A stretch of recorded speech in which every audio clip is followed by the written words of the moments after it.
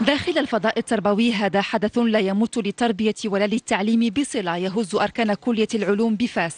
مكتب أستاذ مادة الفيزياء تحول إلى مسرح جريمة كادت أن تودي بحياته، والمعتدي طالب بسلك الماستر من جنسية جيبوتية وما زال في حالة فرار. الحادثة ما زال كنجهلوها التفاصيل، ولكن على حسب ما توصلنا ليه بأن هذا الطالب جا تيتناقش مع الأستاذ ديالو في المكتب حول واحد النقطة، وربما ما من خلال ذلك تسمعوا الناس الصداع ومشاو كيشوفوا لقاو بلي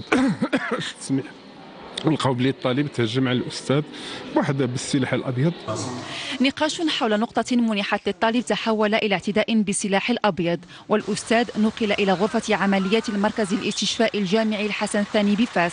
أجريت للأستاذ عملية جراحية بسبب خطورة الحالة التي كان عليها. الطعنات التي تعرض لها كانت بقوة وبعنف كبير جدا، إلى درجة أنها أحدثت عدة جروح عميقة مع نزيف حاد، وكذلك دخول قطعة معدنية ترجع إلى السكين إلى عظم الجمجمة، حيث تم تكسر السكين وبقي جزء من جسم غريب داخل عظم الجمجمة، وقد أجريت العملية والحمد لله بنجاح. العملية الجراحية ومن لطف الأقدار كللت بنجاح، والجسم التربوي للكلية يستنكر الحادث بشدة ويناشد بمحاربة ظاهرة العنف.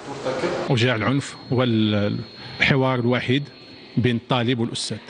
إذا باسم النقابة الوطنية للتعليم المثالي احنا متضامنين مع الأستاذ هذا، ونستنكر هذا العنف الممنهج ضد الأستاذ، وخص نصيبوا حل لهذا المشكل هذا.